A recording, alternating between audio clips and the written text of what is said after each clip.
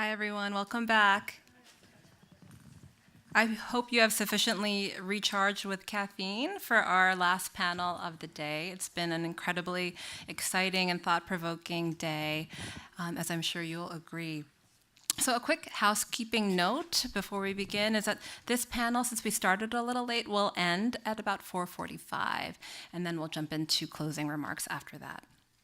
So let me begin this panel by introducing the moderator, Connie Butler. Connie Butler is chief curator at the Hammer Museum, where she leads the curatorial team in developing and organizing cutting-edge and critically acclaimed exhibitions and builds the Hammer's contemporary collection. This panel, as you can see in your program, is titled, fittingly, Feminist Exchanges. In a recent interview, Connie has said that feminism is deeply ingrained in her curatorial work and in her life. And many of Connie's long list of ambitious projects are indications of that impulse. She co-curated the recent Hammer exhibition, Marissa Merz, The Sky is a Great Space, which was the first US retrospective of arte povera artist Marissa Merz, an Italian radical woman who also created innovative art in the 1960s and 70s and continues to make work today. She curated, of course, the trailblazing 2007 exhibition WAC, Art and the Feminist Revolution, for the Museum of Contemporary Art Los Angeles, where she was curator from 1996 to 2006. WAC was the first institutional exhibition to comprehensively examine the impact of the feminist revolution on art made between 1965 and 1980.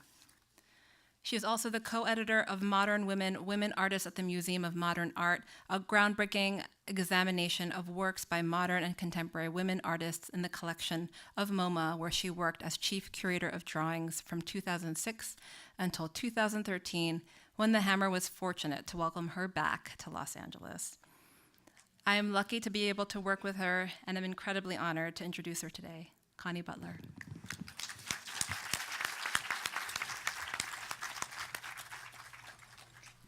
Thank you, Theresa. I think we can safely say that the WAC exhibition we now know from upstairs was not comprehensive. Let's see, I think I need my glasses here. It's such a privilege to be here with all of you, wonderful colleagues and artists, for this historical moment of radical women. I can't think of a more timely exhibition than this one in this country under the regime we are currently experiencing with its racist anti-immigrant policies and its deep misogyny. If it wasn't clear before, it certainly is true now that all of our work is political and essential. Got it. Sorry. I've been told I speak fast. I want to first also thank the Getty again, because I was thinking, as I was preparing for today, I had forgotten actually that the initial research money that became the WAC exhibition was a Getty grant that I got in, I think, 1998 or 1999, a curatorial research grant, one of the first that they had done at that time. It was a new program, and that seed money really led, sparked the research that led to that exhibition. I think it also may have funded a little bit of maternity leave, which was important as research for that exhibition, I should say. The exhibition, which I'm going to talk about today, Andrea and Cecilia asked me to do so and also to think about it for the catalog, opened 10 years ago in 2007 at the Museum of Contemporary Art, Los Angeles, and then traveled to MoMA PS1 in New York, the National Women's Museum in Washington, and the Vancouver Art Gallery in Vancouver, Canada. Let's see. What I've been thinking about recently, even outside of today, is that there is, of course, a younger generation that didn't see this exhibition, that barely was even going to MoCA at the time. And I've really been very conscious of not only certain kinds of erasures within, artistic practice, but also in terms of exhibition history. I think that these exhibitions leave our visual memory quickly. And so what I'm going to do today is to show a bunch of images really from that installation to kind of put them back in our minds a bit. And also because I've had many kind of deja vu moments over the last few months and years working with Cecilia and Andrea on their incredible project. I'm interested in the question of historical simultaneity and repetition. What does it mean that such exhibitions are still essential to our field? Why are we still endlessly asked about the necessity of the all-woman group show? To my way of thinking, if we must still ask this question about women, Black artists, Indigenous artists, and so on, then the historical imperative is absolutely still there. I'm interested in these exhibitions as moments of rupture. The scale of these things is interesting to me. I mean, they're enormous. There's, one could say way too much art upstairs. Okay, sorry. Like WAC, I think that the exhibition upstairs is a kind of, it's not only about a reclamation project of sort of unearthing material and bringing it up, but also pushing a great deal of material out into the public eye and imaginary. And that the sort of massiveness of these projects interests me. In a way, why is it that there's so much material that we don't know, but also why do we feel that these things have to be so big? It's almost as though there's a kind of, to get the attention in a certain way and right the ship, a certain scale is necessary. So I also was interested this morning in what Adriano Pedrosa raised about, where we go from here. I think it's interesting to me the parallels between WAC and Radical Women and many other exhibitions of women's art and these kind of historical recuperation projects. But is there a way that we can reimagine the form of these exhibitions? When we first began to organize WAC, now I'm speaking kind of haltingly, I hope that's all right. When we first began to organize WAC, Moira Roth, the great art historian, suggested to me and my colleagues that perhaps rather than fill the Geffen contemporary with art, we should just reconstitute the consciousness-raising groups that were active in the 1970s that helped many of these women come into their own as people and artists, and that wouldn't it be interesting just to reconstitute those groups and fill the Geffen with just conversation and discourse and dialogue?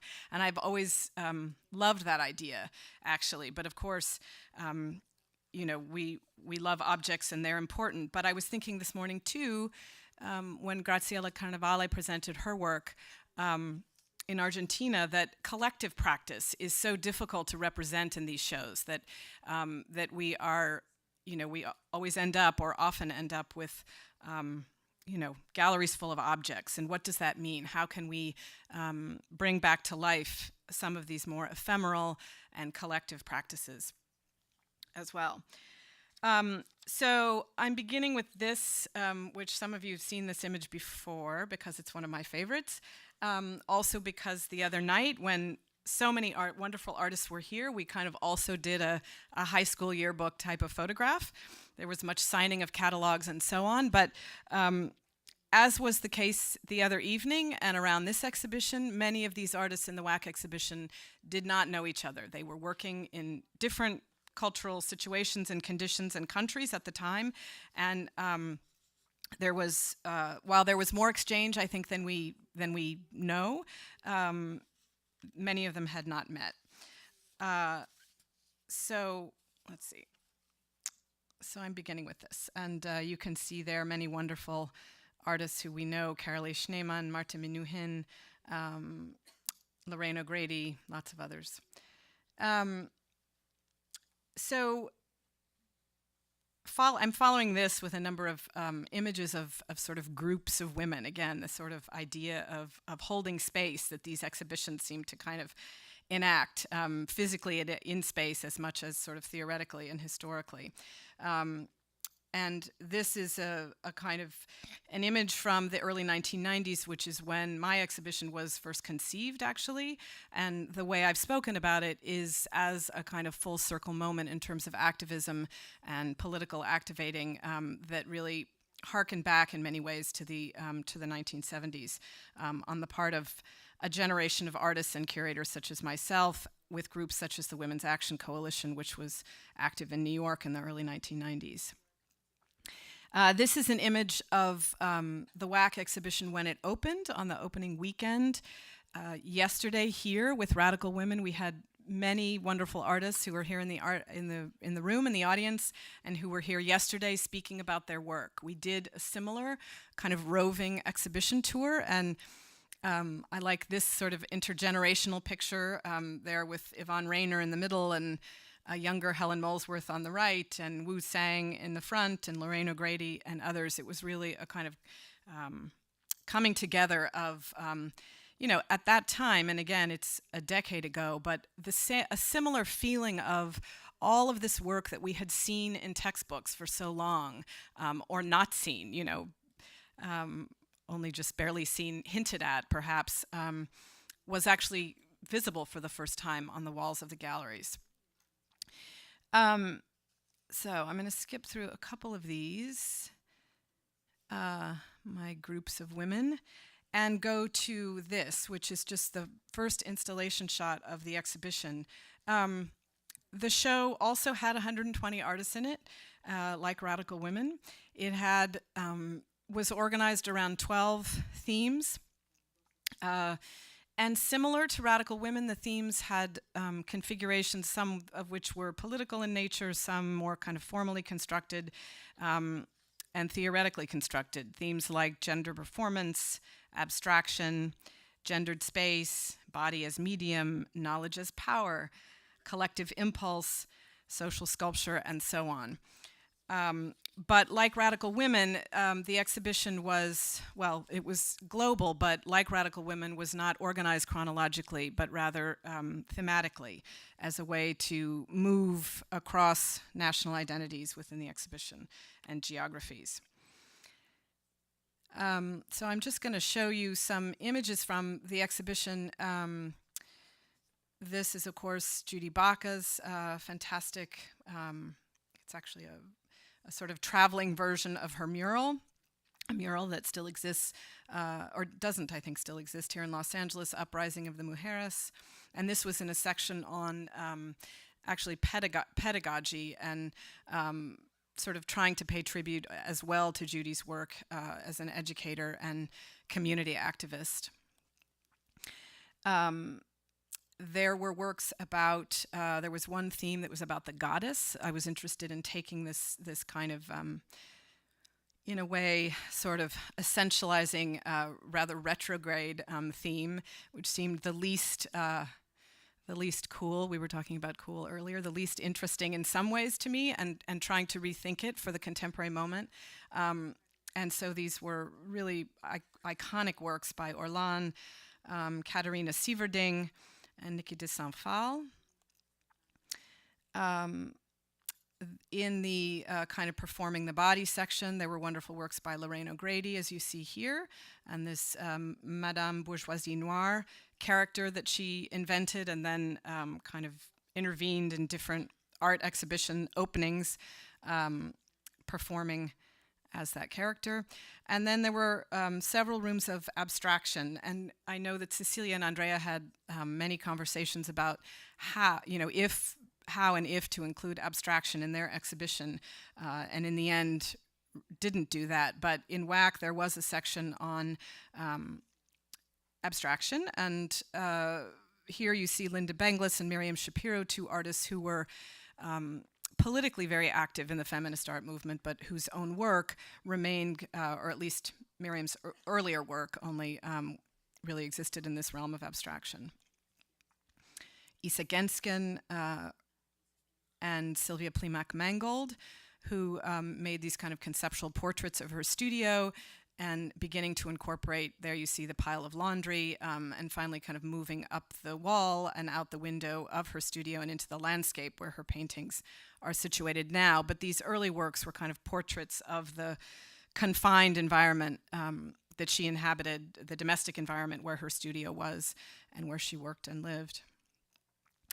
Martin Menuhin's fantastic mattress gallery, which has been referred to a number of times in the talks upstairs, we reconstructed this with the video inside. It was meant as a kind of gathering space for events, performances, and so on. And in this section of the exhibition, this was the kind of collective action section of the exhibition. You see there in the background some archival material from Where We At, which was the only collective of African American women artists during this period.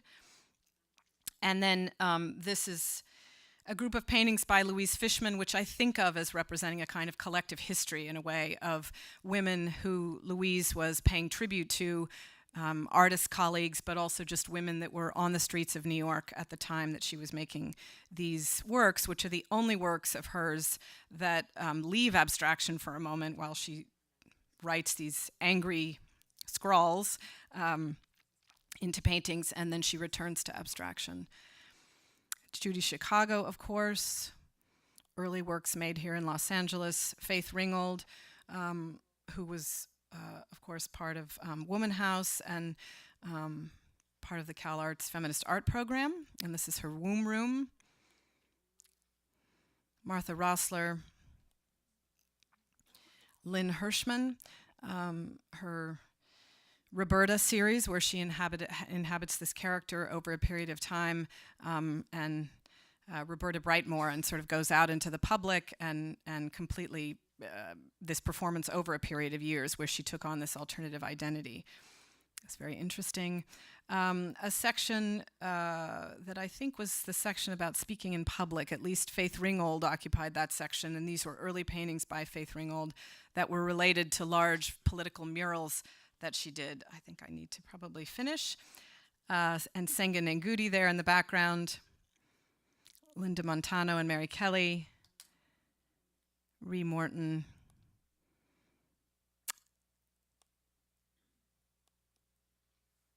And I'm just going to move through these because I know I'm out of time.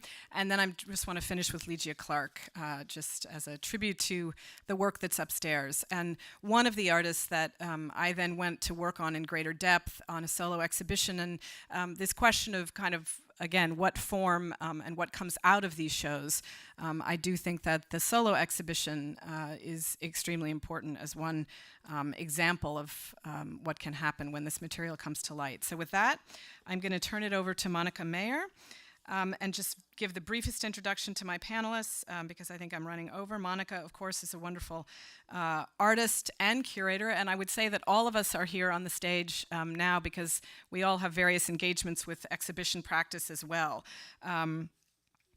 So Mónica will begin, and then, she will be followed by Julia Bryan-Wilson, who's a professor of modern and contemporary art at UC Berkeley and has a wonderful book that's just come out called Fray, Art and Textile Politics, which is available in the store upstairs, I should say. Give it a plug.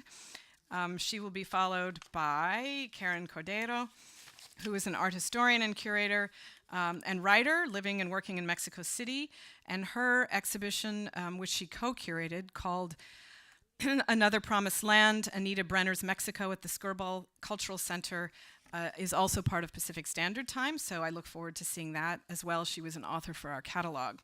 And finally, Isabel Castro, who's a wonderful artist working here in Los Angeles, whose photographic work is upstairs. She's been in numerous exhibitions in the US, Latin America, and Europe, as well as curating exhibitions of Chicano and Latino art, both here and abroad. So, Julia, I turn it to you. No, sorry, Mónica.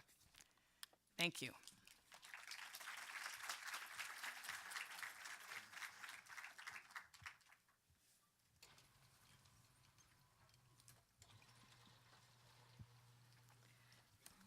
Where did I turn the light? Hello. Thanks for inviting me to this panel and for letting me visit your country, even if I'm a bad hombre and a nasty woman all at the same time. And I am not going to pay for the wall. Although I prefer Spanish, I'll be speaking in English because at least in today's Mexican urban art scene, it is the language we must speak if we want to play in your court and be successful with capital letters. In addition, many of us come from the middle and upper classes, the minority in our country, So being artists and speaking English are part of our class privilege. I was also born into a bilingual home, so Spanish is my mother tongue, the language in which I feel and speak, but English is my father tongue, the language in which I learned how to deal with authority and later on to build alliances. I will tackle a complex question. Is there a history of feminist art in Latin America? My answer is claro, eso ni se pregunta. Of course there is a history of women's art and a history of feminist art in Latin America. Actually, there are many histories. Each country has its own. They have been around for decades. But the answer is not that simple and entails problems of translation, visibility, and legitimacy. The histories exist. Are they strong? And have we known about each other in our different countries? No, not necessarily. Bringing together this small sample, because it's really just a small sample of Latin American women's and feminist art in Latin America, was possible. It proves that it exists and was possible. It could have, me sale mejor en español, ¿verdad? Debería haber hablado en español. It couldn't have happened without these histories behind being there together to put this. Cecilia and Andrea were able to construct this spectacular narrative because it was presided by artwork, by archives, by research of many people over a huge, diverse, complex continent. And I am sure their efforts as curators will be rewarded by inspiring new research as a result of the quality of the exhibition and the catalog, and because by presenting it in the center of cultural power, it now becomes legit, history and herstory with a capital H, making it visible to all of us. I will refer specifically to the process that was needed for this history to come to be in Mexico, at least in Mexico City, which is the history I have worked with my own hands. The work of a feminist artist is never done. You have to do the artwork and document it. For example, my performance Translations was a bridge between feminist artists in the United States and Mexico. I invited 3 colleagues from the Women's Building to give talks and workshops in Mexico, meet with artists, see their work, and give lectures back in the United States on Mexican feminist art. I then turned it into a documentary installation. Later, it went into the archive. None of this was casual. If there's one thing I learned from early feminists in Mexico and at the Women's Building, is that history is a feminist issue. It doesn't just happen. You have to make it happen. The work of a feminist artist is never done. A few decades ago, nobody was writing about feminist art or performance, so we did it ourselves. Some of us were fortunate to have great mentors. Suzanne Lacey was my advisor for my master's degree, so wonderful advisor. Then we spread the word to our natural allies, such as feminists in Mexico or feminist art historians abroad. The latter are particularly important because, unfortunately, the way things are set up in the world, unless our work is seen by researchers in the United States and Europe, it is often invisible even in our own countries. Once recognized abroad, it is accepted locally. I call this the grand tour phenomena. You know, you have to go from here, go back, and then bring it back. Then we left crumbs on the way so that historians could eventually trace all the events we organized. The work of a feminist artist and historian is never done. In the late 90s, we opened our archives to young historians because institutions had nothing. Gladys Araceli and Lorena Zamora got their PhDs in feminist art and heroically then got them published. They were academic pioneers who struggled to convince their departments that this was a valid topic. Araceli, whose degree is in art history, basically had to rewrite the history of womankind to justify researching feminist art. Her thesis is a brick this thick. And Lorena was at a women's studies program, and she had to convince them that art was worthwhile studying. In time, Our bookshelves have filled up with publications on different aspects of feminist art. Our work as feminist artists and historians in Latin America never ends. Karen and Inda Sainz battled for years to get a selection of texts by Griselda Pollock and Laura Mulvey and others translated into Spanish and published. Since few of us actually speak English, for a real conversation to happen between feminist artists and art historians around the world, we must build cultural bridges that consider nationality, class, language, and race issues, and the power relationships between them. Some, like Eli Bartra, have published in English. Will this be enough to get the conversation going?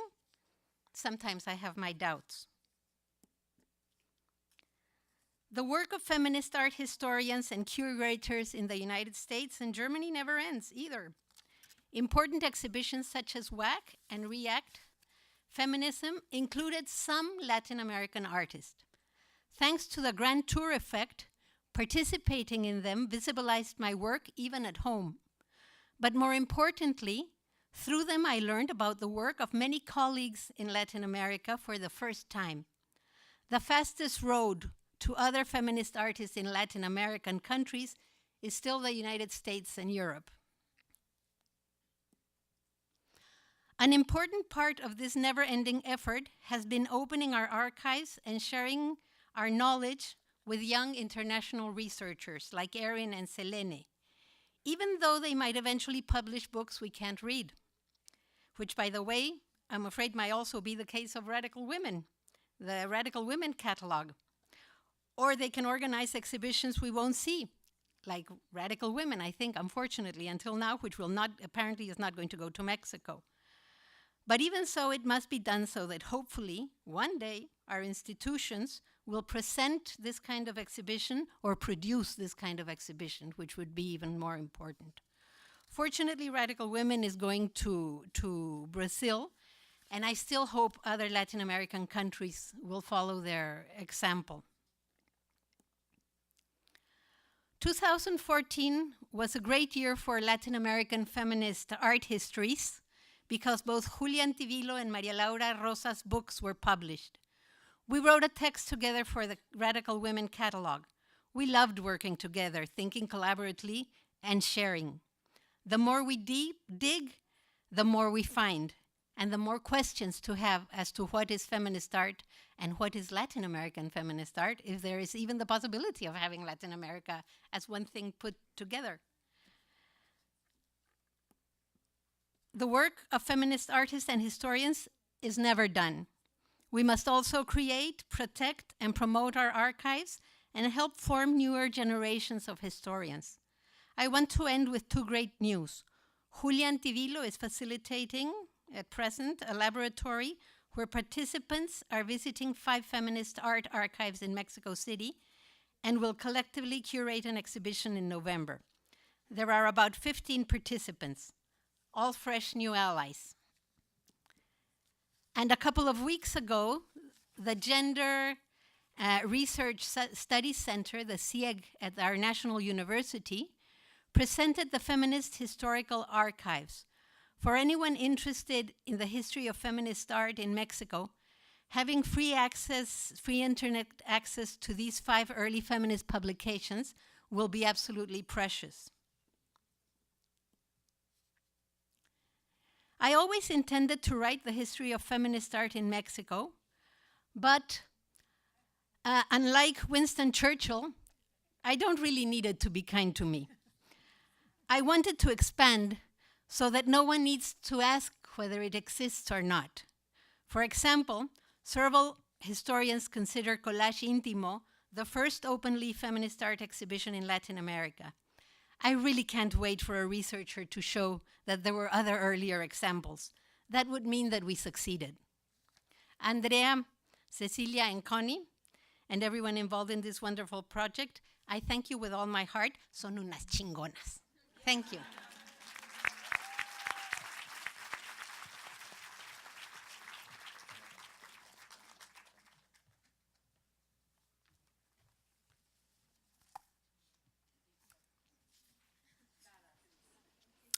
am so honored to be speaking with this extraordinary assembly of artists, curators, and thinkers. And I want to thank you to the Hammer, obviously, to Connie, and most especially to Andrea and Cecilia for the invitation and for this revelatory exhibition. Today, in my brief comments, I will focus on elaborating what I understand to be the multiple and intersecting feminisms of Chilean artist and poet Cecilia Vicuña, whose important work is included in Radical Women and who is here in the audience. And it is a uniquely terrifying experience for an art historian to present a paper in front of the artist. So I am a little more nervous than usual. I also want to mention that Vicuña is featured in my recently published book, Frey. This is a piece by her on the cover, as I consider how her deployment of textiles, including yarn, pieces of unraveled fabric, or weavings in process that are never completed, connects to her use of text, particularly in the wake of the 1973 military coup and the dictatorship. And in the book, I discuss a range of her practices in relation not only to textile traditions, but also to conceptual art and her creation of an alternative vocabulary or language through the form of her sculpture. And I'd like to mention that Vicuña's work is one half of a chapter, and the other half is about the arpilleras, which were anonymously made appliques made by women who did not identify as fine artists and whose work was not meant for a fine art institution. And through the book, in a modest way, I attempt to challenge the high-low binaries that are so enforced in contemporary art history. In Bandage on the left from 1973, Vicuña attached a tattered length of orange-red cloth around a stick. The cloth had been worn by her as an armband in solidarity with those involved in the US war against Vietnam. And this echoes the relation between vertical and horizontal found in the form of the quipu, the Andean knotted string system of recording information in which threads hang from a horizontal element. This is an image from an installation collectively entitled Journal of Objects for the Chilean Resistance, suggesting that Vicuña has long been interlacing several political issues together, including an insistence on the sophistication of pre-contact forms of communication or indigenous epistemologies, protesting the Vietnam War, and mourning the death of Allende and the rise of the Pinochet regime. And from very early in her conception of herself as an artist and poet, Vicuña was gripped by feminist interests that were equally about erotics and politics. She gave a performance yesterday that included reading a graphic poem about sex that she wrote in 1968, and much of her work calls explicitly and implicitly for no less than a complete reevaluation of the connections between desirous bodies and recalibrated social relations. As she told me in an interview, quote, "A true revolution would have to be a revolution of the senses, a revolution of the body, a revolution of the way we love each other, the way we compose our music, our poetry. That would be total transformation." For me, this revolution of the body is a feminist call to arms. And my understanding of the brief of our panel is to discuss how the word feminism was introduced, maybe rejected, or mobilized in different national contexts. And I am not here tracing the development of feminism as an organized social movement in Chile, which does have a very specific history that others have written about, including Julieta Kirkwood, but rather arguing that Vicuña was always working in a feminist idiom and enacting a feminist method with her poetry and her visual art, even if that exact term was not necessarily available to her. Her awareness of concerns about patriarchy alongside concerns about the environmental ravages of capitalism, alongside concerns about ongoing dynamics of colonization, alongside a non-repressed approach towards female sexuality, culminates in her creation of a new sensorium and new subjectivities. Indeed, one of the ways the Radical Women show makes such an enormous contribution to art history is that it demonstrates again and again how artists theorize feminism through form. That is, across mediums like painting, photography, and performance, with their attentions to the corporeal valences of texture, with their assertive hands-on material making, with their emphases on mouths, asses, bellies, as well as with their refusal to represent the body. That is, with their many allusive or pointed gestures of resistance, these artists produced some of the richest and most useful visualizations of what feminist politics looks and feels like. So I'm really interested in the questions we've been asking today about institutional exclusions and iconographies of radicality. I'm also very interested in questions of the aesthetics of feminism that this show might be articulating and how we can think about how those politics ramify in a formal way. Vicuña's work that you see here on the right also takes inspiration from the quipu. The circumstances around the production of this performance are very complicated, and I don't have time to go into it because it had several iterations. But I want to draw your attention to the way that this length of red wool is being activated by a group of women outside the front door of La Moneda, the presidential palace in Santiago where Allende was killed and where Pinochet ruled for 17 years. Vicuña has long placed bodily fluids like milk, shit, and blood in conversation with textiles. Her emphasis on excretion, consumption, and other physical processes have never been tethered definitively to any one gender, but they are also in conversation with the realities of self-identified women. Though Vicuña's work has often fallen out of Chilean histories of conceptual or anti-dictatorship art, it has always been deeply interested in articulating an oppositional politics rooted in a possible erotics of collectivity. In the recent show, Cecilia Vicuña, About to Happen, which I curated with Andrea Anderson at the Contemporary Arts Center, New Orleans, she again utilized the form of the quipu to create a large-scale installation that draws together unspun wool that drips down from the ceiling to the ground in intestinal colors. These are the purples and pinks of internal organs.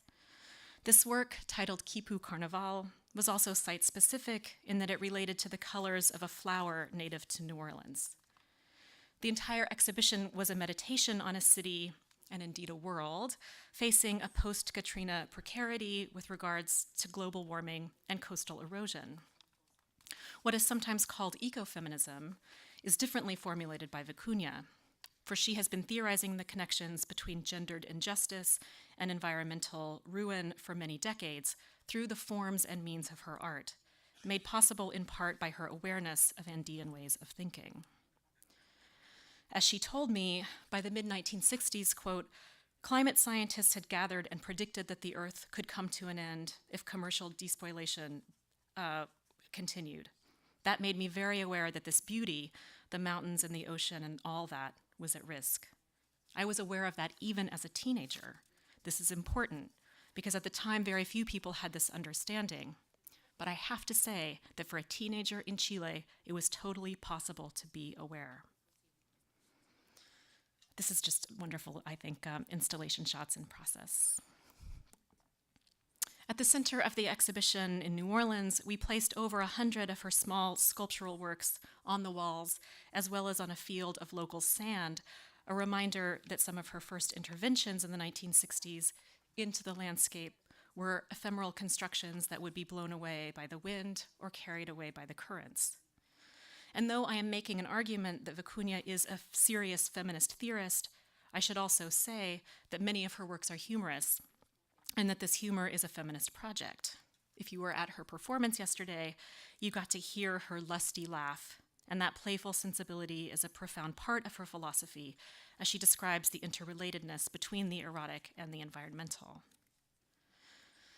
The exhibit attempted to do justice to a wide range of her work and included sculptures, drawings, videos, and animation, artist books, and poetry. The centerpiece was a 50-foot-long sculpture created by Vicuña out of detritus that she scavenged from the Louisiana coast. That's what you see, the image on the right. This balsa snake, this rickety raft, is an attempt to envision what happens after the destruction of the world by the flood that we know is coming, that has in fact already come, that is rising all around us. How do we use what remains to stay afloat? Will it be enough to hold us? Thank you.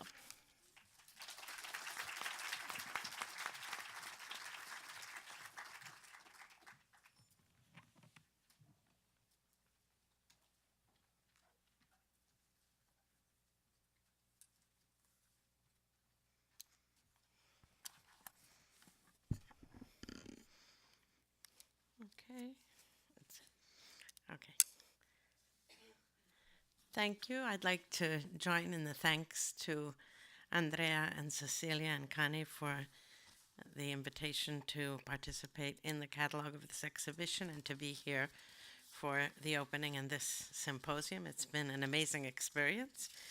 And, well, my talk tries to address, let's see, how do I move this forward? Is that it? No? Oh, there we go. A few of these rather daunting questions that Connie posed us for this session. To ask, is there a history of feminist art in Latin America, is undoubtedly a moot point after the inauguration of this exhibition, as I'm sure you'll all agree. But in reality, it has been a moot point for a while for those of us who study it. Perhaps it is more pertinent to ask why, in spite of its active presence and both its historical and continued importance today in establishing distinct and revolutionary discourses regarding the body, everyday life, and both male and female subjectivity, has it been largely ignored both by the historiography of modern and contemporary Latin American art and often as well by the history of international feminist art? And how can and should we narrate and exhibit its contributions and discourse in ways that continue to activate the aesthetic and political issues it addresses that unfortunately continue to be even more pertinent today? In the 10 minutes I have to talk to you, I would like to address a few aspects and examples, kind of bullet points, that I feel are relevant to these questions and to the other questions that Connie has posed for the panel, inevitably drawing largely on my own art historical and curatorial experience, which is primarily with U.S. and even more precisely with Mexican feminist art. One of the great advantages of the Radical Woman exhibition and this symposium is that they also allow those of us who study these phenomena to expand our horizons and perspectives in dialogue with colleagues and works from different areas. With respect to the definition of feminist art, which I think is one of the points which is somehow embedded in the questions this panel is addressing, I would like to quote, as I did in my essay for the Radical Woman catalog, which I will be taking up on in various points in this paper, Mónica Mayer's criteria for her conceptual work Archiva, Obras Maestras de Arte Feminista en México, or Archiva, Masterpieces of Feminist Art in Mexico, of 2013. And I quote, "The artists selected are feminists in practice, although not all of them are militants. They don't necessarily conceive of their work as feminist art, but on the basis of its content or the context in which it has been presented, it is." Undoubtedly, it is pertinent to distinguish conscious, committed feminist practice, but the misunderstandings and stigmas around what we might call the F word often lead to diverse and changing personal positions of artists in this respect. And for me, feminist art is art which incorporates, consciously or unconsciously, a critical vision of gender relations in its formal and or signifying process. And this also allows us to recuperate, as we can see here on the screen, from a feminist perspective, the works by artists such as, and just a few examples here, Frida Kahlo, Maria Izquierdo, and I put a Colombian artist whose work I love, Deborah Orango, here and who have been recuperated both by art history and by many of the feminist artists of the generation that is involved in this exhibition. Hopefully, this show will serve as one more element to stimulate the continuation of radical practices in the art world that support the continual questioning of the political implications of our practice and our interaction with our context. Okay, so this is the first of my 3 bullet points. The feminist movement itself was a catalyst for art, and feminist art and feminist militancy grew together. One aspect I would like to emphasize is that even in the 1960s and 70s, in the pre-computer and pre-internet days, there was important communication and creative interchange among feminist groups in Mexico, Latin America, the US, and Europe, and that included publications, personal interactions, and artistic and what would today be called performative activities that formed a part of demonstrations, workshops, and consciousness-raising sessions. An important source for researching this aspect in Mexico is the archive of Ana Victoria Jimenez, who is also an artist included in this exhibition, which is housed in the Universidad Iberoamericana in Mexico City, and includes text documents of various feminist groups and activities between 1970 and 90, but also extensive visual documentation of demonstrations, as well as brochures, posters, and banners, some of which I'll be showing in the next few slides. There we can see how the experience of Italian feminist street theater inspired performative actions in the mid-1970s by groups like La Revuelta, some of which we can see here, that also published a large format periodical with extensive graphic content, in both cases with a keen sense of humor. And demonstrations in favor of the legalization of abortion subverted conventional religious iconography and processional customs, as in the 1979 demonstration that highlighted a funeral wreath visibilizing the implements used in clandestine abortions, while another demonstration by the activist group Asamblea de Barrios was a collective female wedding in the main square, a wedding for democracy, in the main square in front of Mexico's City Hall. Feminist comics and the posters designed for groups against rape, against violence, also made a rich graphic contribution during that period. My second point, moving quickly along, is taking up the theme of the personal is political and how new subjectivities were introduced as a result of this interaction between feminism and feminist creativity in feminist militancy and in feminist art. In the second half of the 20th century, and particularly from 1960 on, women artists in Mexico explored new bodily discourses that challenged not only the modes of corporeal representation, but also the concept of political art that had characterized the dominant narratives of Mexican art up to that time.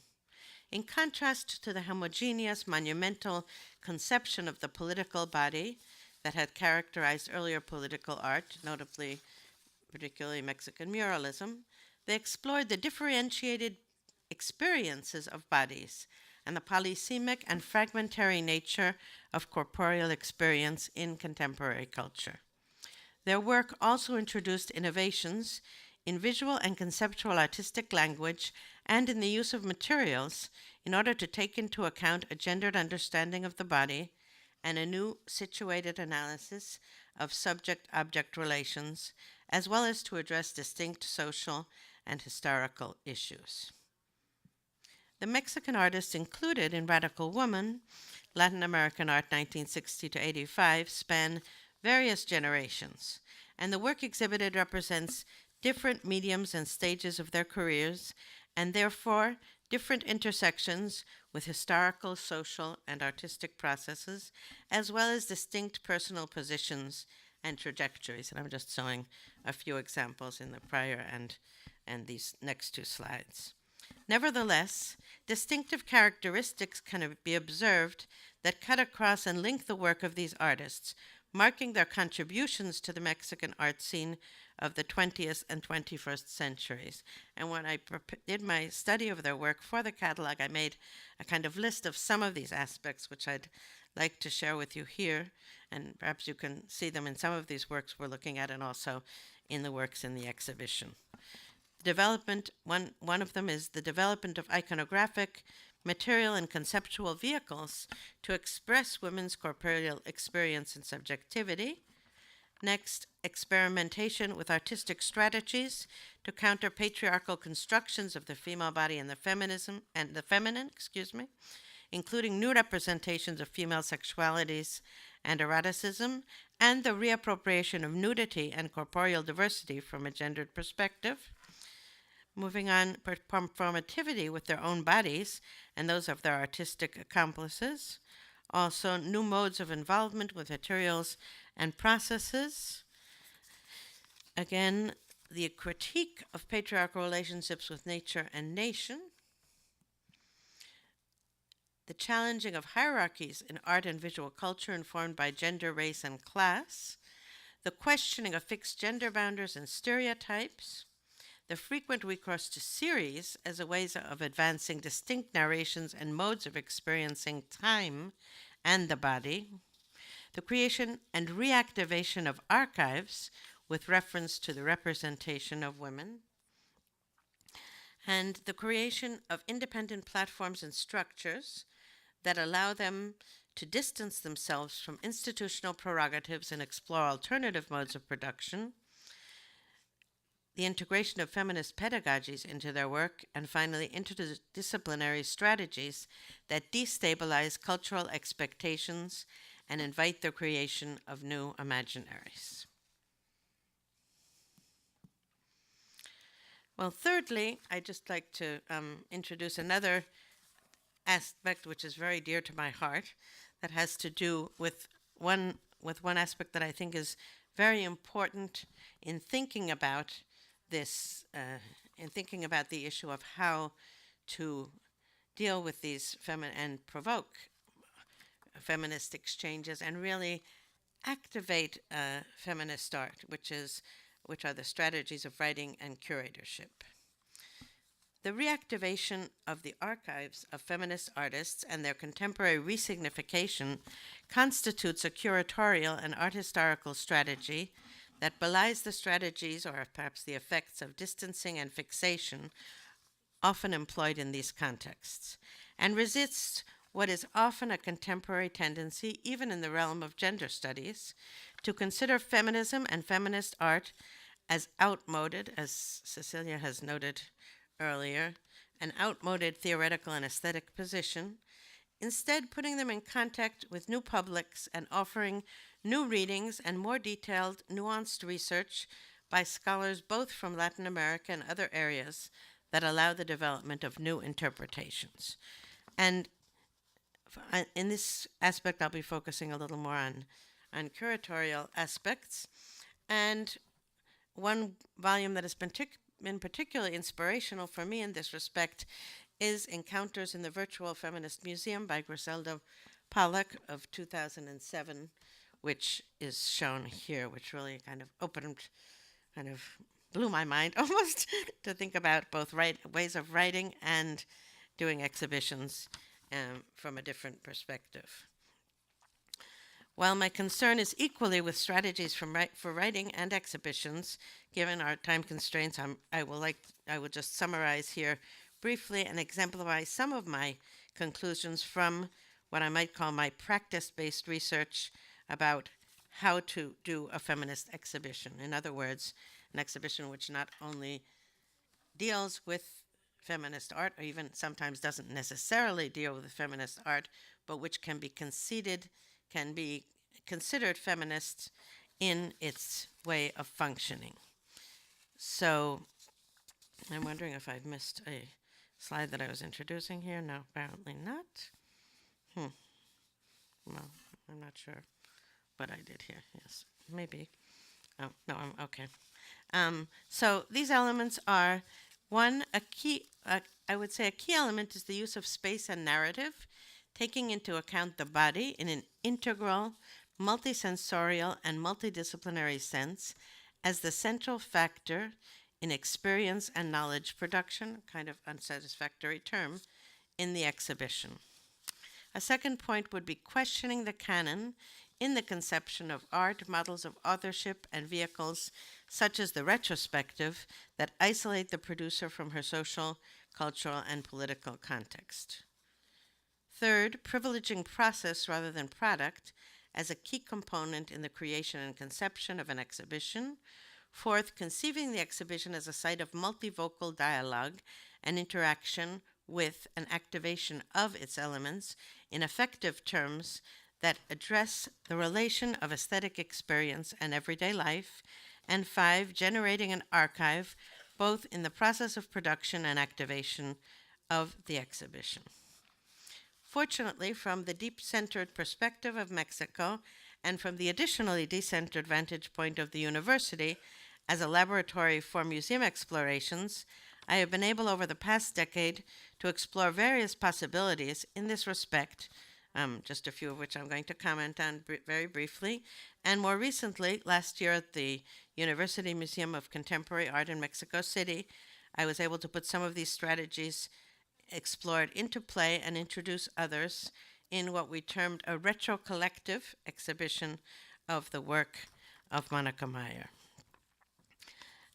Initially, I worked with my students using the university's seminar and exhibition space as a laboratory for exploring the possibilities of a feminist exhibition, and the first result of this, which we can see, yes, we can see it here on the screen,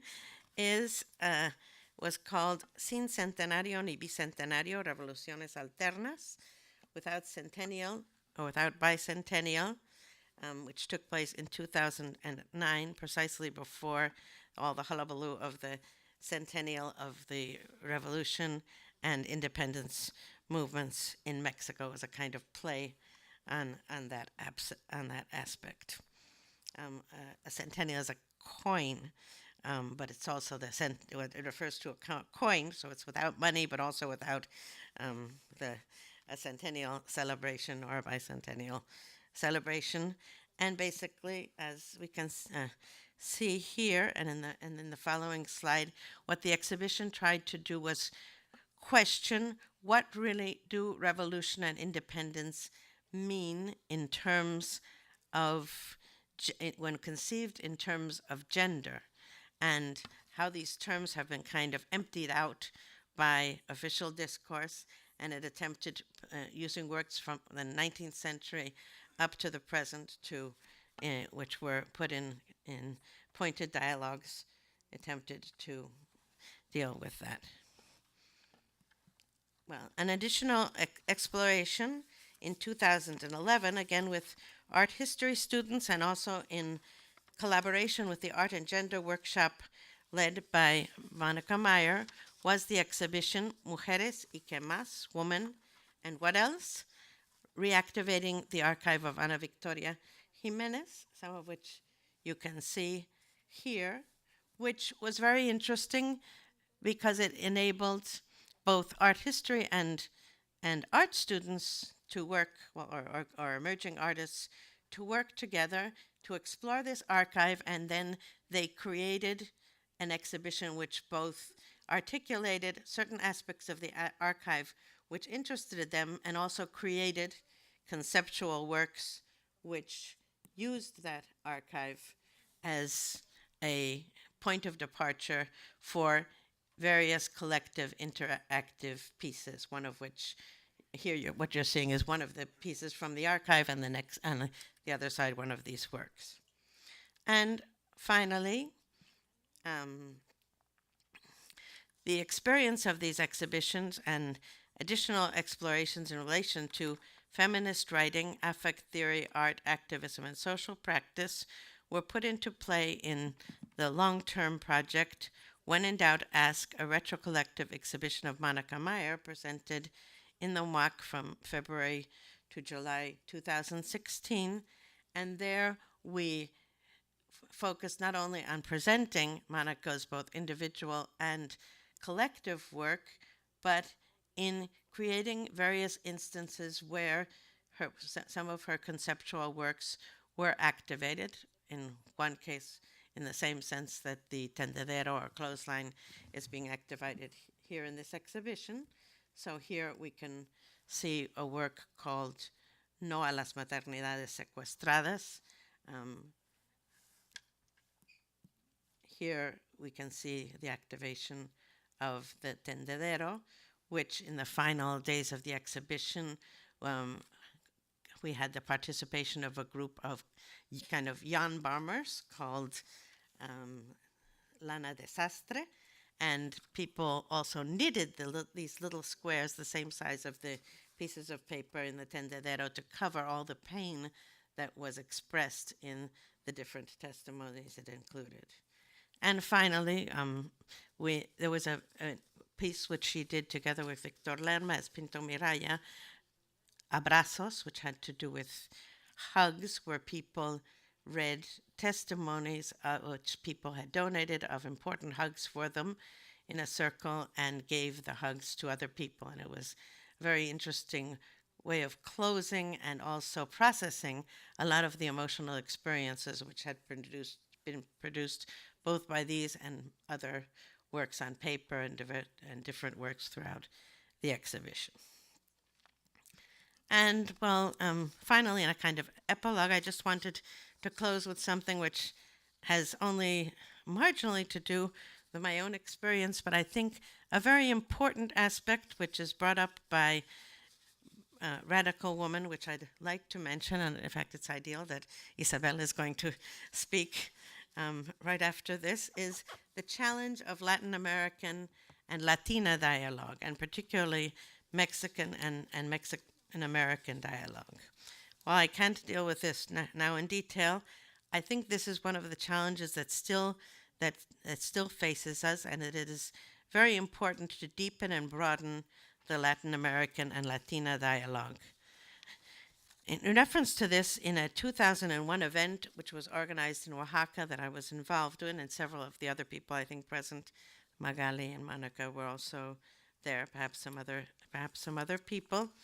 It was an event that brought together Mexican and Mexican-American women artists in an exhibition and symposium with the title Miradas Cruzadas, Dual Visions. And at that time, I observed very serious difficulties in communication, social, political, and aesthetic terms that we needed, and I think we still need to work on. So I do celebrate that Radical Women establishes this dialogue in visual and conceptual terms and invites us to further reflect and work on this on other levels. Thank you.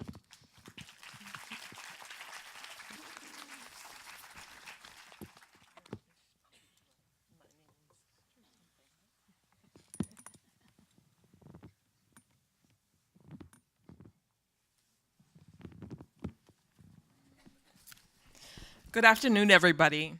I want to say thank you for being here today. I know this is tough. It's the last, one of the last presentations of the day, so I want to thank you very much for your patience and for, staying awake.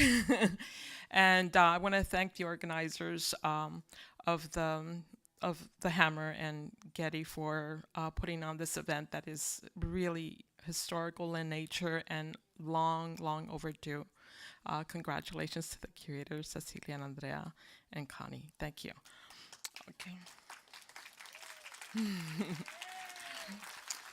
I also want to acknowledge the Generation X and the millennials that are in the house. I am so happy. I work with a lot of millennials, and I want to say that I have a special message for you at the end, but I want to say that it is just amazing to see you all here. Okay, I'm going to start off. This is a tribute page because it was hard for me to really rattle off the names of all the women artists that I studied in art school, the feminists that became the backbone of my education at USC. And performance was very important. Political work was very important. Women were very important at that time, the expression of our diversity and where we came from. So what you're going to see is my journey that I entered as a young, as a child and as a young woman into the art world. Okay, so I want you to see the face of what feminism was in our community, in the Mexican American community. This is a face that you will not see, because you see a young girl with a bandana, very much a warrior, stands with her hand in the fist, and a child in her arms. So it's something that's very rare, but I think it's very relevant in our community. I think that many of the things that we were fighting for really had to do with who we were, our families, our community, and really trying to uphold many of the inequalities that were being negated and moving forward. So this is a cover from La Raza magazine and a quote from Alicia Gaspar de Alba from a Chicano Art, Cultural Politics, and the Cara exhibition book that she did in 1998, which was a book that centered around a lot of the political work, activism work that was done, and it was also a historical exhibition. Okay, so, and you can see, you can read for yourself the actual quote that I get from the book. Okay, so I'm going to read a little bit about my background. My ancestral roots can be traced back several generations in California to the mid-1800s, many centuries beyond that time in Mexico. In the 1920s, my mother and my grandparents returned to Mexico. I was the fourth of 5 siblings and spent my first 5 years in Mexico City. My parents were hardworking, loving, dignified, religious, and emphasized strong family values. My connection to Mexico has always been strong, visiting there yearly, and it was always filled with adventures. I was raised in the heart of Mexico City and in the shadows of the amazing murals of historical buildings at the Zócalo, the Palace of Fine Arts, and the Alameda, where the murals of maestros Diego Rivera Orozco and David Siqueiros were present. Some of my earliest memories of the frescoes contain the images of Leon Trotsky, Frederick Engels, Karl Marx, and Frida Kahlo. But the paseos at the Coyoacan were very special. The streets were filled with colorful folk art, delicious food, and mariachi music. One unforgettable memory was a visit to Frida Kahlo's Blue House. Who knew that one day, a few decades later, I would be instrumental, along with others, to bring the private collection of Doña Dolores Olmedo, 28 works of Frida Kahlo, to the first-time exhibition of the Boathouse Gallery at Plaza de la Raza in 1987. So it was that was a very important exhibition for our community, as y'all can imagine, because now she's become this incredible icon for many of us. This next slide shows you some of the images that I was seeing in my childhood. The March of Washington, that was the Jobs for Freedom at the National Mall. Folk artists were also speaking to our generation, as were women. A lot of the early feminist women that I came across were taking some of these civil protests, and they were taking it into the street, and also coming out with early messages of feminist awareness. In 1960, our family returned to Los Angeles. My mother started a small sewing factory, and my dad worked at the studios in Hollywood. In Los Angeles, I was raised near the Garment District, just south of the historic and racially mixed Central Avenue jazz community. It was customary to hear music on a daily basis: jazz, gospel, R&B, alongside mariachi and rock and roll. That was the soundtrack of my life, my neighborhood, and my life. Later, the sounds changed. The music stopped, and it was replaced by the howling sirens of fire engines and police cars. During the Watts riots in 1965, under curfew, the National Guard surrounded our community. The days were foggy, noisy, and laden with heavy toxic smoke. The nights were dark and scary. I witnessed the aftermath of the violent destruction of many small mom-and-pop shops, supermarkets, and local businesses. Many parts of our neighborhood had been reduced down to rubble and ash. While watching our black and white TV sets, I remember watching the vivid and graphic scenes of Vietnam, the civil rights movement, and several other protests. I saw the destructive images of the tragic assassinations of Martin Luther King, John F. Kennedy, and Ruben Salazar. For us, the experience was raw and uncensored. It seemed that every day there was something that was unexplainably tragic. My worried father would read the news aloud from the Spanish language daily La Opinión. My teenage siblings and I would pore over to through the pages of the Time magazine, Life magazine, and I would read the English language news as my parents engaged in political conversation and the speculation as to whether my 17-year-old brother Jesse would be sent to Vietnam. These daily events were seedlings that created awareness deeply planted in my mind. Conscious awareness of war, racial discrimination, civil rights, equality, and social justice. Among the many images, I saw one that was of Angela Davis, a strong, bold American political activist who was a prominent counterculture activist and was considered radical in the 1960s and had close ties with the Black Panther Party. She had been engaged deeply in the civil rights movement, and I remember her strength, unwavering conviction as she spoke her truth. These were some of the images that I also saw. Robert F. Kennedy, Dolores Huerta, the United Farm Workers, in this photo that was taken in Delano in the spring of 1968, when UFW President Cesar Chavez ended his 25th day spiritual fast. And I'm happy to say that there's Barbara Carrasco here who was part of that movement, so I'm very proud of all the work that she did.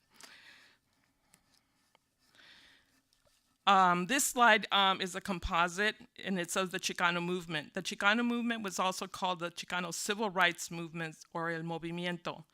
It was a movement that really put Mexican-American civil rights in central focus in our community, and our goal was to achieve empowerment within our community.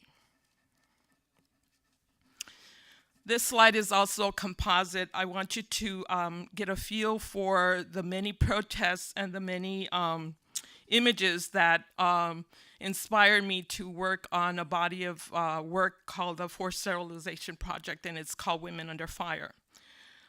So these are photographs that were depicted through some of the original efforts of eugenics, programs that promoted forced sterilization. And these are some of the events that were events and protests that were centered around my work. Okay, one of the first, I would have to say, in our community, and people can correct me, I think Judith Hernandez is here, and I'm happy to acknowledge her as well. This is a brochure announcement at the Women's Building, and this is in 1976, September 16th, I believe, and this was the announcement that we had here. And as some of you may know, the Women's Building was a nonprofit arts educational center located in Los Angeles, California. The Women's Building focused on feminist art and served as a venue for the women's movement and was spearheaded by Jude Chicago, Sheila DeBreadville, Arlene Haven, and many, many others that are countless. many people that I cannot even have the time to fill their names. The Los Angeles Times referred the Women's Building as a feminist mecca. And pictured here are Judith Hernandez, Judy Baca, Josefina Quesada, Olga Munoz, and myself. The piece on the right is an environmental piece that I did, part of the Venas de la Mujer, and we all took different aspects of the Chicana woman. This is also a composite of the Chicano movement that was happening in the 1960s, and it produced a generation of artists, poets, musicians, actors, activists, scholars, and collectively a cultural renaissance was launched. This movement was a vital part of our history and remaking the ideology of the Chicano movement. I want to also call attention to the fact that there were also many Chicano voices. There was an exhibition that was done at Claremont University in 2008, and this had to do with a punk rock exhibition. But the music was also a big part. Poetry was a big part, and so it was really a very dynamic time. The image on the right is one of my all-time favorites of Judith Hernandez. She retitled it La Reina del Barrio, but I like the original title, which was called Supermacha. And as you can see, we lived in a dichotomy, right? Half of us in Mexico, half of us in the US, but together we were one whole. Again, I want to call attention to this book written by Alicia Gaspar de Alba in 1998. And this was a close examination of the Cara exhibition, where she really kind of brought forth many of the theories and tested some of the ideology that was going on. She was shocked and amazed. I think she writes in her book that she had to literally visit and travel the exhibition several times, 3 or 4 times before she wrote the book. And she says, I'm an academic and I need to understand the language that is being spoken through art. The piece on the right is a piece by Barbara Carrasco, which also calls attention to how women are deeply, deeply tied to motherhood, and sometimes we are bound by it and have some visions of our counterparts, our husbands, saying, oh, you're not going to be an artist, you're not going to do anything else, you're going to stay home and take care of the children. But it was something that we were very much aware of. These two are catalogs, and the reason why I included them in this presentation is because this is the first time I came in direct contact with Mexican photographers. It was during the first colloquio in 1978 and the second one in 1981. I think many of my fellow photographers and artists can remember the 2 colloquiums that were here. They're very dynamic. And it was really a way of connecting photographically with all our fellow artists across the Americas. So it was 2 years of a lot of dialogue and photographs and sharing many aspects of it. Okay, so this is the work that I included, that was included in the second colloquium that you will have a chance to see at the exhibition. And being a very curious artist, at that time I was living in Hollywood, and I would go down Santa Monica Boulevard, and I was curious to see how from day to night the whole landscape of the city would change. All of a sudden I saw all of these pop-up neon lights that had these very interesting and peculiar places, sex shops, and I thought, what's going on in there? And I would curious enough to pop in and take a look. So this was part of the X-Rated Bondage series, where I was really questioning, and it's really kind of a protest against women who have to, in order to feed their families, have to go into sex work industry that is very demeaning and very, it's very degrading. So I did this piece as a reaction to that. Also, I'm happy to say that it's the first time that it's being shown here in the U.S. It's been shown in Mexico, in South America, and in one of the photographic biennales in Italy in 1979. But it's really a pleasure to have it come home again and share it with you. As a result of the 2 colloquiums, I had a chance to meet Graciela Iturbide, whose dynamic work, here's some photographs that she was doing of indigenous women. This one is called, I think it's called Angel Women and the Sonora Desert in Mexico in 1979. And I just, I loved her work, and I loved the concept that she brought forth. She had also come to Los Angeles to visit and do a great day in LA, and I had the pleasure of spending some time with her. Okay, anyway, in conclusion, I want to say, this is also the work of Lourdes Grobet called Doble Lucha. Okay, this is also a composite of Latina feminists. I went to Google, and this is what came up. In conclusion, I would like to state that many of the themes and topics that I have explored with you today are very personal. For me, my artistic journey as a photographer has been shaped, molded, inspired, and greatly impacted by the many events and experiences of my upbringing. I have lived through the struggles faced by people of color, the issues of identity, race, class, discrimination, and the search for social justice. Along with the feminist perspective, this is a multidimensional and racial media, both in thought and content. I am here today filled with gratitude and excitement to finally, after waiting for so many decades, to have this dialogue with all of you today.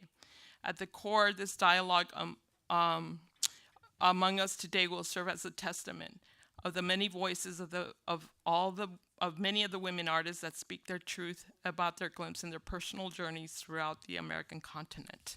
So I thank you for your time, and I thank you for being here. And again, Generation X and Millennials, I hope that you embrace your passion and carry forth and speak your truth. Thank you.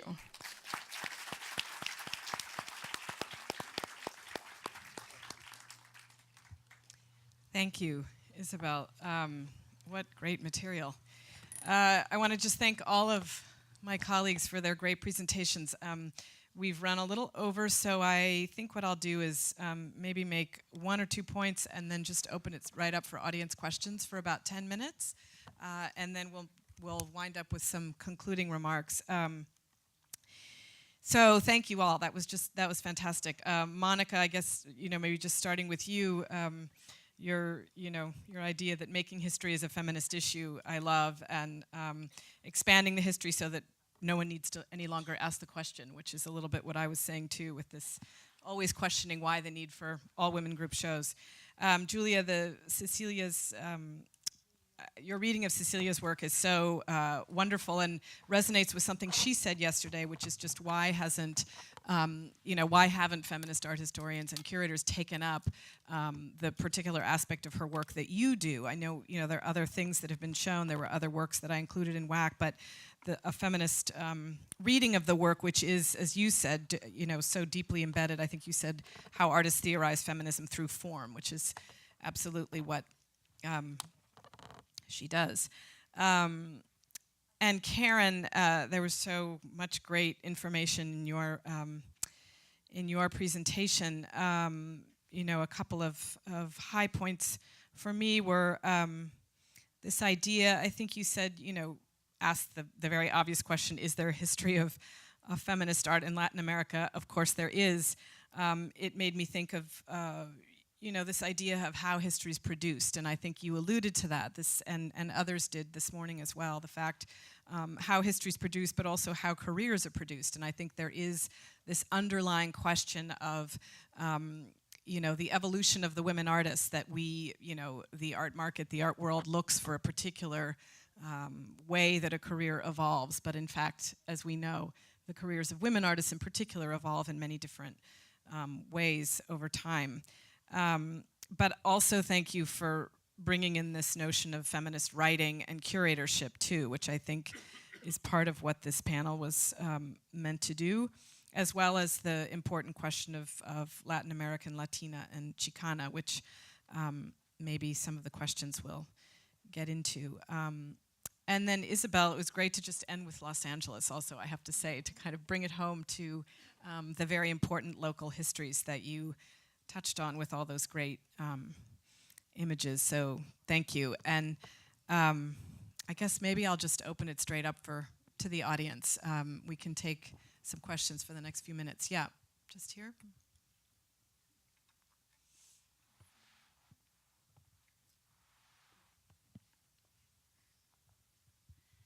Thank you. Monica, you made your structure of the presentation with this phrase, women work is never done. And I think it's very important to mention Catherine de Zegger's work for Inside the Visible and the book named Women's Work is Never Done.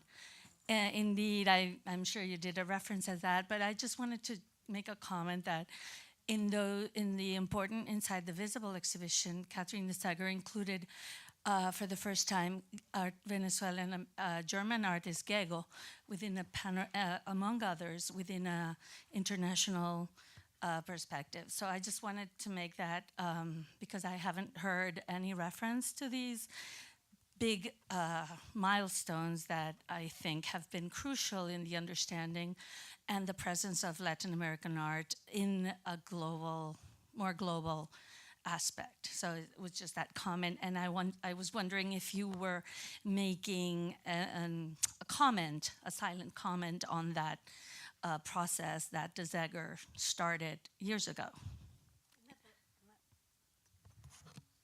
I think it was probably also, it's been taken from many different places and not directly, but I think it's something that we all feel as feminists, you have to do the work. And as artists in Latin America, I think you have to do the work, you have to keep it, you have to write about it, you have to open the museums. Most private museums in Mexico, most museums were originally artist collections. Tamayo, Cuevas, etc. They're all collections, so it's always having to do this work because there's not the strength of the institutions isn't what we would like, or it doesn't go as fast as we would like them to go. I also just would add thank you for mentioning Catherine de Zegger. When I wrote in the WAT book, one of the things I said was the model for that exhibition in some ways was her exhibition. And not only did she include Gego, but also Cecilia Vicuña and Ana Maria Malino. And I mean, there were many wonderful Latin American women who were, as you say, presented in a global context for the first time. I was going to make a comment that's not related to that, but I have to take a plane, unfortunately, because I have to teach tomorrow. So I may not be here for the closing comments. But I'm going to ask this question to the curators and maybe just to the room, to the assembly, which is, I think we've done such a beautiful job today in unpacking a little bit of some of the valences of the word radical. We've touched a little bit on the possibly problematic rubric of Latin American. I think with some of our comments, we've also tried to probe at the various boundaries of art and what falls outside of art. But we haven't really fully grappled with this beast that is woman. And I was just curious if the curators maybe in their closing comments can talk a little bit not only of a kind of queer approach, but also a trans approach, or how kind of questions of transness did or did not play into your curatorial thinking. I don't have an answer to that. It's obviously just a question. Other questions? Yeah, just there. We'll circle back to that. Yeah, I know they have an answer. Hi. I was wondering in the current very tense post, I would say maybe still colonial and racial climate, which is very complicated right now, especially in North America. I wanted to ask you ladies, also considering that this extremely tense racial context is also creeping on the left with all this recent debate about cultural appropriation in art and stuff, and the title of this panel is feminist exchange. And we know that historically, feminism has been trying to foster a broader dialogue, an intersectional dialogue between races, gender, class, and stuff. And so I was wondering what was your opinion about that, if feminism could be actually remain a very crucial tool in order to promote a dialogue that is truly multicultural, transcultural, and not directed towards hatred and defiance? That's a very complicated one because it's both ways. On the one hand, I have the hope that it is, and on the other hand, I know that there's these issues we have to deal with constantly that are not just that are class, race. It goes in many ways. I find that in life, sometimes I'm the oppressed and sometimes I'm the oppressor. And I think it happens to us in different ways in different communities. And I trust that we can make alliances. I hope that we can. I hope that we can. The only reason why I came to this country in this occasion was because it was this exhibition. For example, I would not have come if I had not felt that it was something that it was important precisely to deal with what is going on internationally, you know. So I hope so. We really have to. We can't afford not to make these bridges and this communication. We can't afford to as a world. I want to just say that I was having a conversation, and we were talking about how the times are really turbulent, and things are kind of sifting through. So there are a lot of concerns. There's a lot of things that are unsettled, and a lot of questions that we have with our present administration. I think that's, you know, a long-standing conversation for that. But I think all I can say is that things are kind of we're probably going to see some of those responses to come. I haven't seen too many of them yet, but I know that they're brewing in the classroom. Wouldn't you agree? I think that the possibility that feminism offers for building alternative structures and autonomous structures, I think, is one of the very important things that hopefully can help us get through this really difficult time. Yeah, here in the first row. You know, I was reading the description of this panel, and I noticed that in it says, oh damn, my glasses are failing me. Oh, that Chicanas were often excluded from mainstream exhibitions. The very fact that whoever wrote this could write that is kind of puzzling to me, because the fact is, and you know, Isabel very well, like Barbara and I, Patsy Valdez, we all know that we weren't excluded. We were actually we self-excluded. There was a good deal of difference between the American feminist movement and the Chicano civil rights movement. And those of us, I mean, I've had this conversation with Esther Hernandez and a lot of other, you know, women from our generation. It was a choice between working for a cause that meant bringing justice and civil rights to an entire race of people, as opposed to working for a gender. And so our reasons for working and the kind of imagery and subjects we tackled in our work were very different for that reason. There's another very interesting thing that has cropped up lately, and interestingly, it is from a Mexican historian. I don't know if you know her. She's quite young. Her name is Cristina Castellano. She's with the University of Guadalajara. She's a research professor, educated at the Sorbonne. I made her acquaintance probably 15 years ago. She's been talking to me and following my career and having these conversations. Patsy Valdez and I have a PST show out in the Millard Sheets Gallery. And she wrote the introductory essay for us. And she is a Mexican woman, I mean, you know, born and raised in Mexico. And she has made the most interesting and wonderful, finally, I've been waiting for this for a historian to make this distinction, that in fact the art that Chicanas have made in the United States is the art of, it's a very unique thing to artists who are, actually probably very unique to Chicana artists and Chicano artists, because we are born and raised in the border between two countries. And the fact that the very proximity of Mexico, we find ourselves, while we have kinship, we are not Mexican. I go to Mexico and people know that I'm not Mexican. I'm not one of you guys, right? But yet then in my own country, I'm not really American. So that our work reflects a very unique situation that we find ourselves in socially and politically.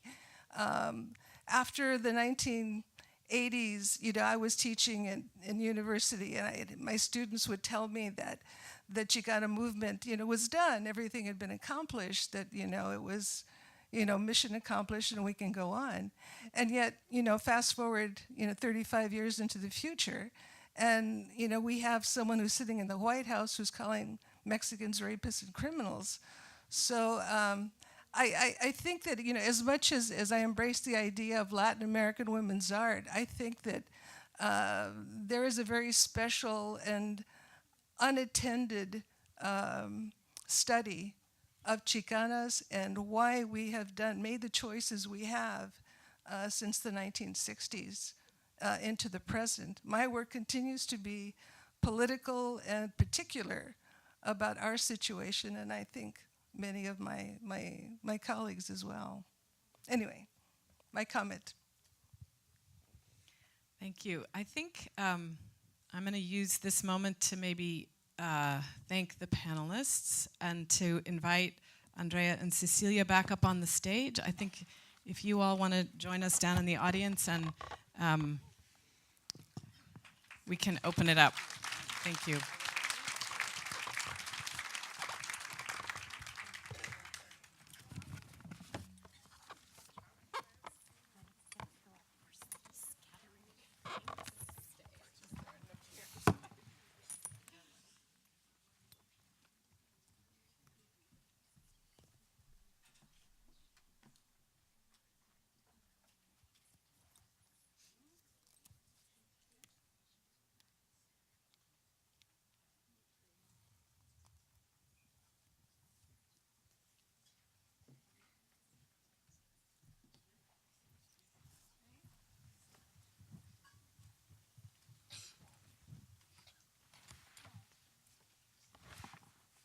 So,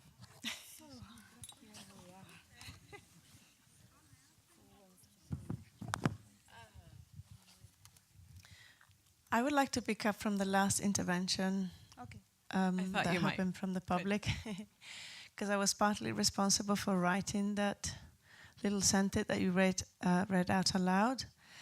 And these actually came about because amongst the conversation I had with several Chicana artists and Latina artists, I was described a situation where Chicanas felt excluded or not from the kind of white, and you described a little bit the same thing now, from the white feminism. So it wasn't just a decision that Chicana artists, from what I understood, that separated themselves and decided to exclude themselves from white feminists. Simply, it was also a situation where there was a sense of exclusion, therefore, then there was no participation. And and also thinking of the this kind of relationship you made now between the causes of the Chicano movement, all the kind of social imperatives of the time, it was a very similar situation that happened in Latin America, what we'd call the double militancy, where women's causes and issues were considered to be secondary really to the larger societal issues, dictatorship, oppression, lack of water. So even in Latin America, you had what they call social movements of women, and you had feminism on the other side. Feminism was even seen as a bourgeois and imperialistic kind of ideology. So women, I feel, that have been often in the context of what we've been discussing in the Radical Women, in a really kind of complex situation in relation to feminism in terms of artistic feminism. I mean, I think, you know, how Mónica and the Mexican artists dealt with it in Mexico, also with an incredible amount of, you know, even with the feminism as such, not being very kind of embracing of the idea of a feminist artistic movement. And we heard Patricia Restrepo yesterday talking about her video in the exhibition, where she says that in order for her to make the video por la mañana, because it was showing this kind of more subjective aspect of sadness, then she had to actually leave Cine Mujer, which is a feminist cine club or group in Colombia, in order to be able to make this movie. So I feel that, continuing a little bit with this feminist conversation, it has been a complex name and ideology and structure in order to fit all these different complexities of social circumstances and political circumstances and particular circumstances for every single country, including the States. But again, you have what we call white feminists, black feminists, Latina feminists, Chicana feminists. So there is again and again this need for this incredible specificity, which is so very difficult to spell out. That's why we like to think in a way that in the exhibition, many of the works, by all means, how we understand it, are somehow feminist in the sense that they really kind of fighting against this idea of patriarchalism and exclusion and stereotype of women. So there is, from the broadest idea of a feminism to the kind of very, very specific of like what you are describing, or a specific position of a woman in Mexico or in Chile or in Brazil.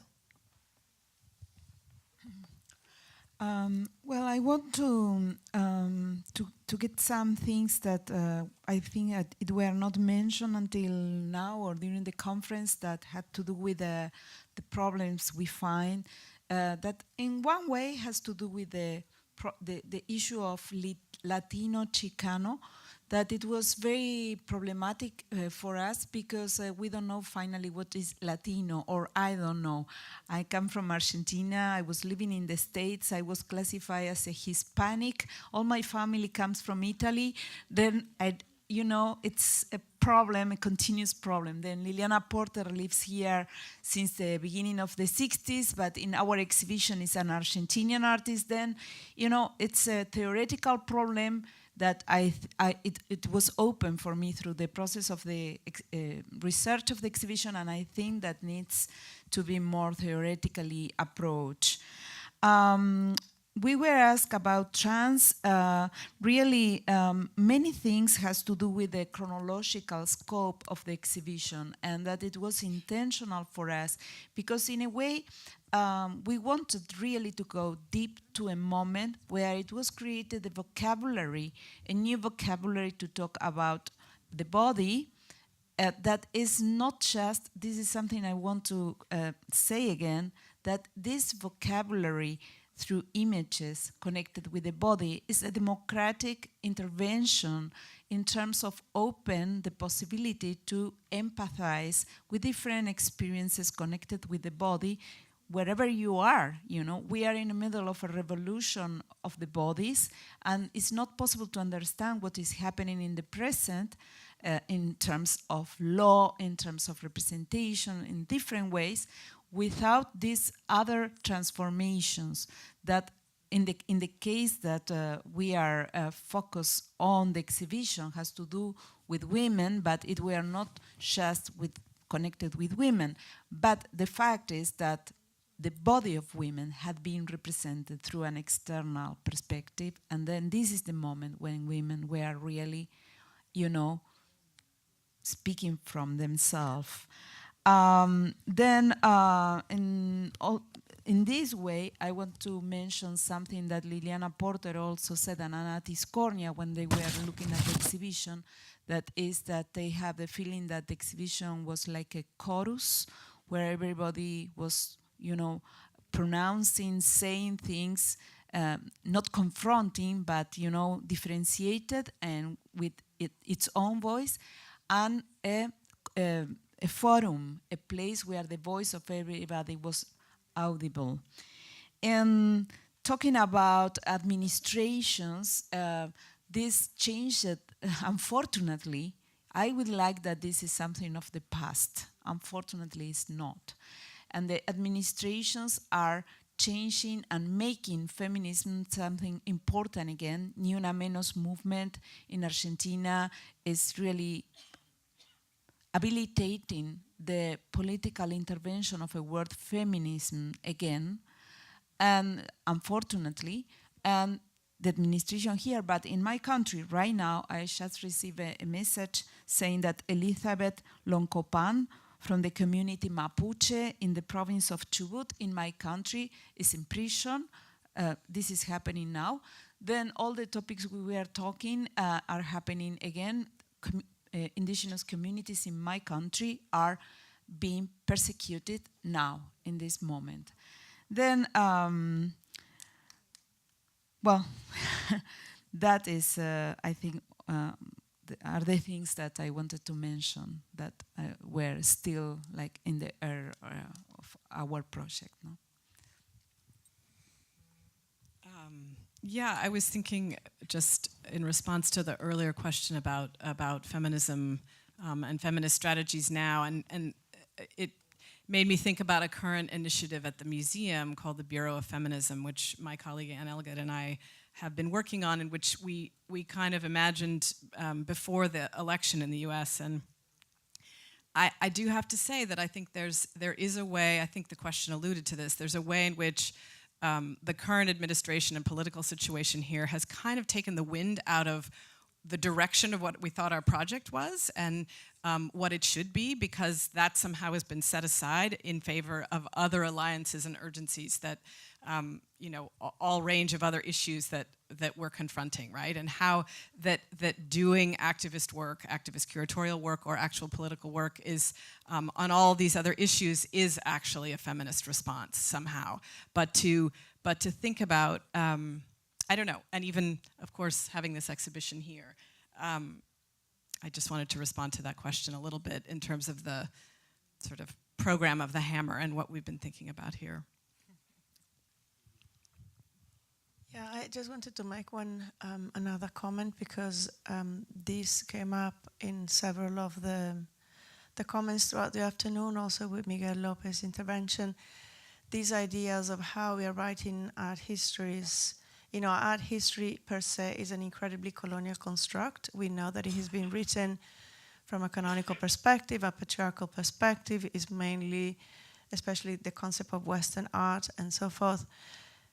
And because Andrea and myself, we are art historians, I mean, that was really the departing point. And even the word art, when you go and you are in a place like Guatemala, and then, you know, I have friends who are artists and Mayan artists are trained in academies, and they literally laugh at the whole institution of art, and they kind of go backwards and forth in this kind of situation where, you know, art doesn't exist as a linguistic reality in the Mayan language, and then they deal with it in the kind of Western language of, you know, Spanish, and then this kind of linguistic freedom of moving across these two aspects allows them an incredible possibility to actually intervene and coexist in the production, material culture they do, in these kind of two different realms, and function in different critical conditions.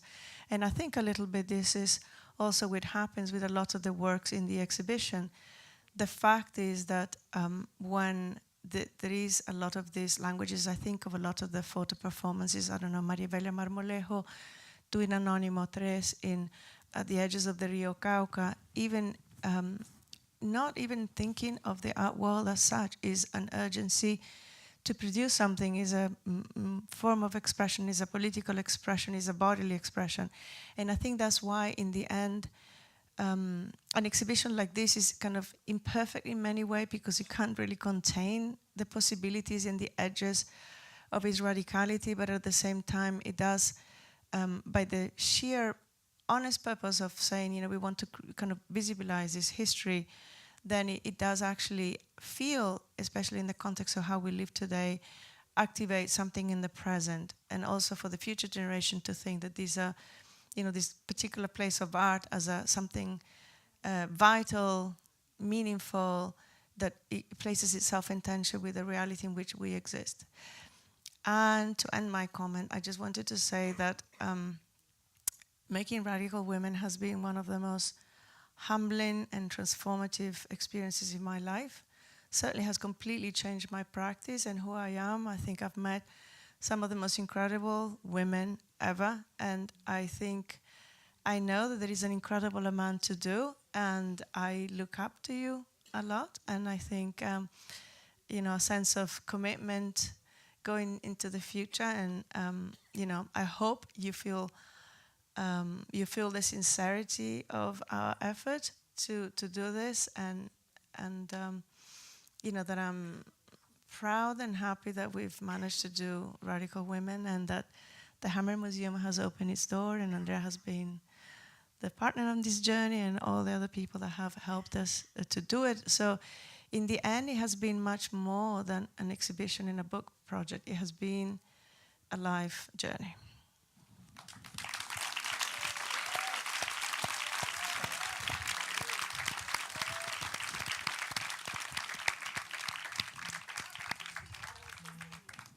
We do actually, no, we don't. I guess we don't. We don't have time for any more questions. But we would like to invite all of you to join us for a drink, a little moment to relax together. Oh, I think, is Theresa going to say something? Okay. I just wanted to also share my thanks and gratitude to the esteemed panelists and moderators, and to the artists whose work has inspired this symposium. I also want to thank our fabulous and very impressive interpreters. Yes, Can absolutely. we give a hand?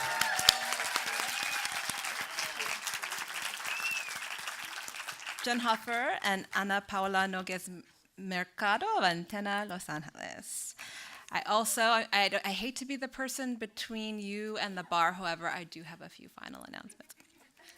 I have to thank our AV team, led by Brian Springer at the helm, who has really tirelessly woven together all of these presentations.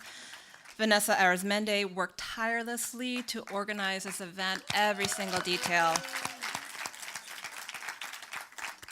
As well as Lily Casillas, if she's still here.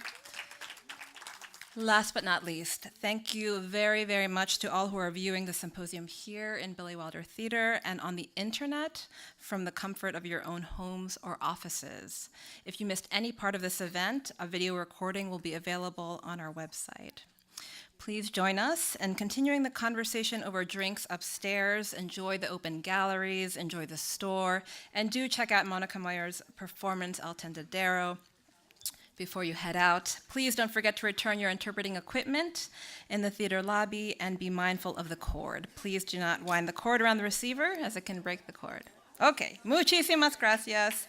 Hope you enjoyed the symposium, and see you upstairs. Soy el fuego que arde